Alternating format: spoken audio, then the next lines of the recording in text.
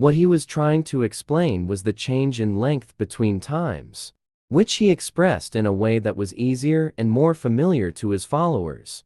So he said, a year is like a month is like a week, and so on. This shortening of time, which actually means the shortening of the age or time that we have described, reinforces our previous description of the sign of the hour. Thus, at that time natural conditions change significantly, which will accelerate the rotation of the Earth. All of which affects the geology of the Earth, the speed of rotation of the Earth's surface, and the speed of its revolution. If we relate this sign to the conditions of the world at the time of Dagiel, then we find that the first day is like a year, the second day like a month.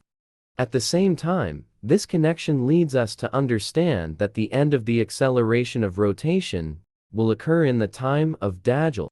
This means, as we have said, that as a result of a major change in the globe that results in a change in the geological nature of the Earth, it will accelerate its rotation and orbit. Then, this will be followed by a gradual decrease in the speed, so that it will gradually return to normal. Obviously, our discussion of this issue of shortening the time refers to the essential meaning given in the Hadith, based on the various qarinas that indicate this. However, taking into account the flexible nature of the Arabic language, where one word can have the ultimate meaning and another can have a metaphorical meaning, this has led to different scholars interpreting this hadith. Here are some of their interpretations of the hadith. Some say that the meaning of time running so fast is the removal of blessings on everything, including time. It could be that the whole day used to be used entirely for good, but now it is only a few moments. While this interpretation fits perfectly with the current evil and immoral times, the connection with the shortening of time is not clearly stated. On the contrary, with many inventions, what used to take several months can now be completed in just a few days.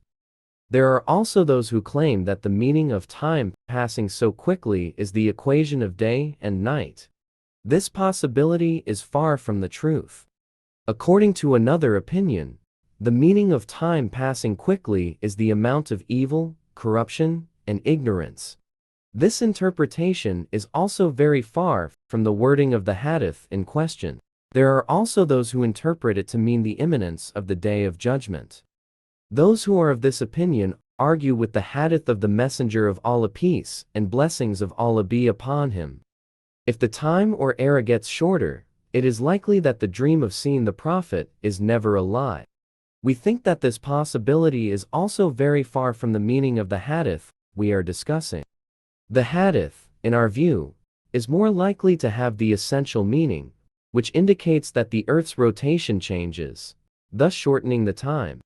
It has also been suggested that what is meant by time passing quickly is the enjoyment of life that will follow the appearance of the Mahdi and Jesus, alayhim assalam. To the extent that many people do not feel the passage of time, because they are preoccupied with their own pleasures. After all, the days that are full of pleasure seem to pass so quickly.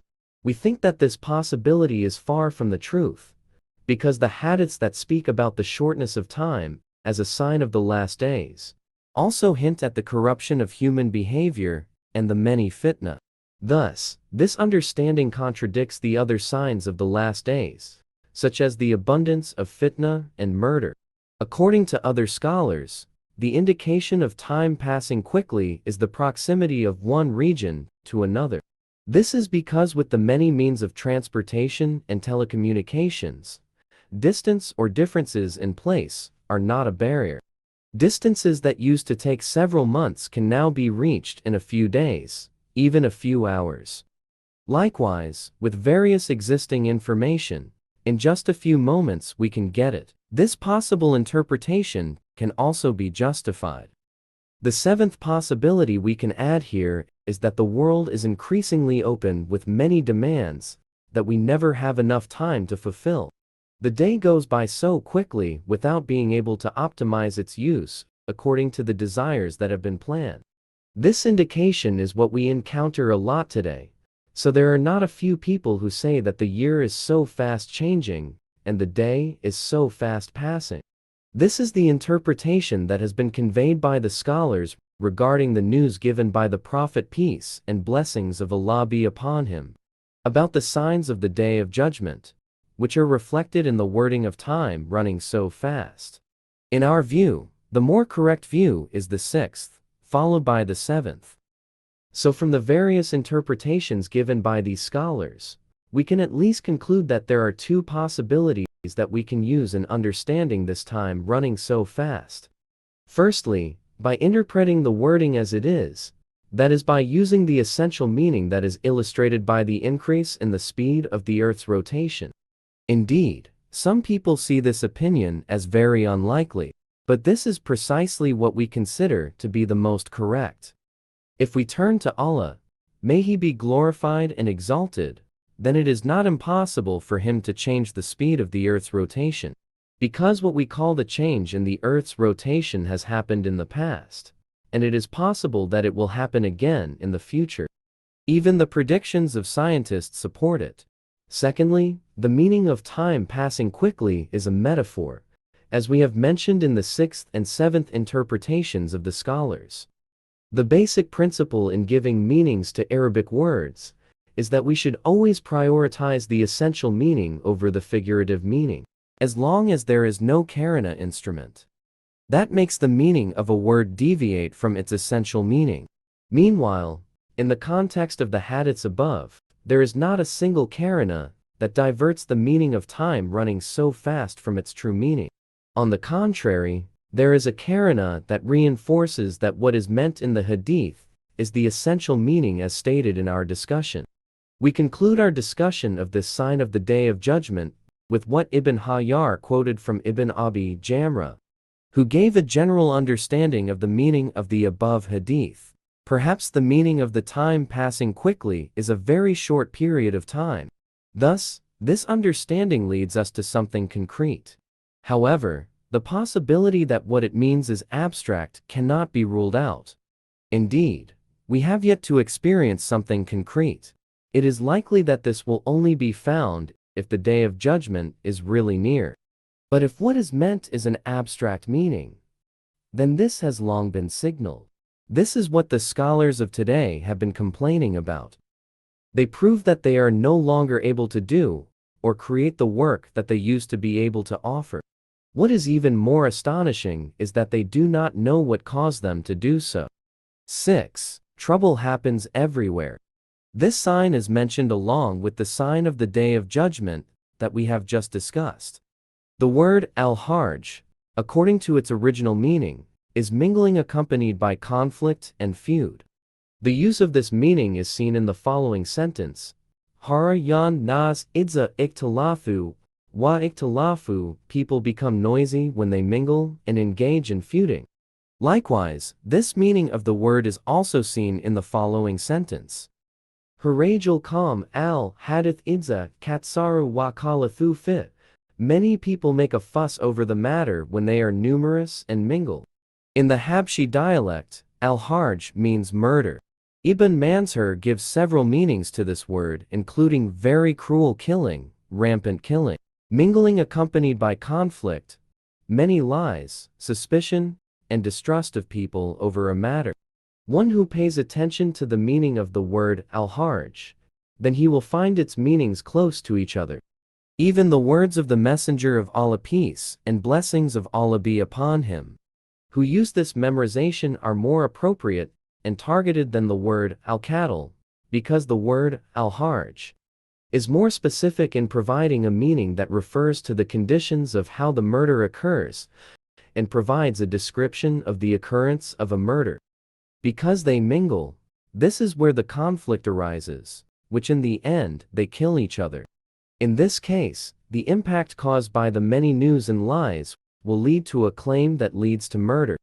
Now, it is in this context that the word al-harj finds its appropriate meaning, where the depiction of the situation refers to a chaotic situation that encourages them to drain each other's blood because of the situation. Although we have understood the meaning by knowing the lexical meaning of the word, it does not mean that we do not need another explanation regarding the sign of the Day of Judgment. In this case, we must also explore what are the characteristics shown by the sign. When will it happen? And by what means can we all survive this disaster? This is what the following hadiths want to explain. Abdullah ibn Masud, may Allah be pleased with him, reported that the Messenger of Allah, may Allah's peace and blessings be upon him, said, "Toward the day of judgment, many days will be filled with al-harj. At that time, knowledge will be lost and ignorance will be spread everywhere." Abu Musa said, Al-Harj means murder according to the dialect of the Habshis. H.R. Al-Bukhari, Al-Fitan, Hadith No. 7067. This hadith explicitly states that what is meant by al-Harj is the killing that occurs at a certain time, and one of the reasons is the spread of ignorance and the loss of knowledge. Abu Hurairah, may Allah be pleased with him, reported that the Messenger of Allah, may Allah's peace and blessings be upon him, said, "By the one in whose hand is my soul, this world will not perish until people kill each other without knowing the cause. Likewise, the one who is killed does not know what caused him to be killed." So he was asked, "How is that possible?" He replied, "That is al-Hari. The one who kills and the one who is killed are both in hell." Al-Fitan, Hadith No. 2908. We say, this hadith makes it clear that these killings were not wars fought between the defenders of truth and the perpetrators of falsehood, or against those who rebelled against the legitimate government. Rather, they were killing each other over worldly matters, or perhaps chaotic conditions that were completely uncontrollable. But if you look closely, it turns out that there is a hidden purpose why they kill each other, which means that this action is carried out in order to achieve the interests of those in power. As for those who fall into the situation of killing each other, they do not know why they have to kill people, and the people who are killed do not know why they have to be killed. In addition, the hadith also mentions that the object of struggle is the interests of the world, and therefore the one who kills and the one who is killed are both in hell. Abu Bakr radiyallahu anhu reported that the Messenger of Allah, peace and blessings be upon him, said, "Indeed, there will be a fitna in which the one who sleeps is better than the one who sits. The one who sits is better than the one who stands. The one who stands is better than the one who walks, and the one who walks is better than the one who runs." Abu Bakr asked, "What do you command me if I encounter such a thing?" He replied, "Whoever has camels should go with them, whoever has sheep should go with them, and whoever has land should go with the proceeds of the sale of his land. But for those who have nothing, he should strike his sword against a hard stone, and save himself as much as he can." Ibn Masud radiyallahu anhu reported that the Messenger of Allah, may Allah's peace and blessings be upon him, said. Ibn Masud then mentioned some fragments of the hadith narrated by Abu Bakr above. Furthermore, Ibn Masud said, "Those who kill each other all go to hell." So the narrator of this hadith said, "When does that happen, O Ibn Masud?" Ibn Masud replied, "That is the day called al-Harj, in which a person will not feel safe, even if he is next to his intimate friend. What would you advise us to do if we were to live in such a time?" Ibn Masud replied, "Shut your mouth, hold back your hands, and hide in the alleys of your houses." Then the narrator recounted, saying, "When Uthman, may Allah be pleased with him, was killed, my heart flew with my body until I rode my horse to Damascus and met Quryam bin Fatik. I told him about this, but he swore in the name of Allah, there is no God but He, that he had heard the same from the Messenger of Allah, peace and blessings of Allah be upon him." Muslim, Al-Fran, Hadith No. 2887. We say, this hadith, complete with its narrations, indicates that the best course for people at the time of al-Harj is seclusion. At that time, no one can be trusted, even if he is the most intimate friend. It is likely that this refers to the phenomenon that we are now familiar with of spies, intel being spread everywhere, so that we are made suspicious of each other, even of the most intimate friends. Likewise, this hadith indicates that the human condition at that time was completely corrupted and compartmentalized into various interest groups. in addition to each other wanting to seek mutual benefit by using the weaknesses of their own friends. In fact, at its peak, a person is not made to trust and feel secure about himself and his property, even with the most intimate friends. From Jabir bin Samura radiyallahu anhu, the Messenger of Allah, peace and blessings be upon him, said, "This religion will continue to prosper as long as it is under the auspices of 12 caliphs." Upon hearing this, everyone broke out into shouts of praise. Then the Messenger of Allah, peace and blessings of Allah be upon him, said this in such a low voice that I asked my father, not having heard, "O father, what did he say?" My father replied, "The caliphs are all from Quraysh." And in the narration of Abu Dawud there is an addition, when my father reached his house, the people of Quraysh came to him and they asked, "Then what will happen?" My father replied, "After that, there will be al-Harj." Hr. Abu Dawud, al-Mahdi, Hadith No. 4260 and 4261. This hadith has a corroboration in the Sahih book. We say, the scholars disagree on the meaning of this hadith. Some of them are of the view that the 12 caliphs are the 4 Khulafa Rashidin and the 8 caliphs of Banu Umayyah. Ibn Hajar quoted the view that the 12 caliphs ended at the time of Umar ibn Abdul Aziz. After that, the caliphate no longer runs on its path. Some others are of the view that the 12 caliphs were those who implemented the caliphate in the manner of the Prophet, peace and blessings of Allah be upon him.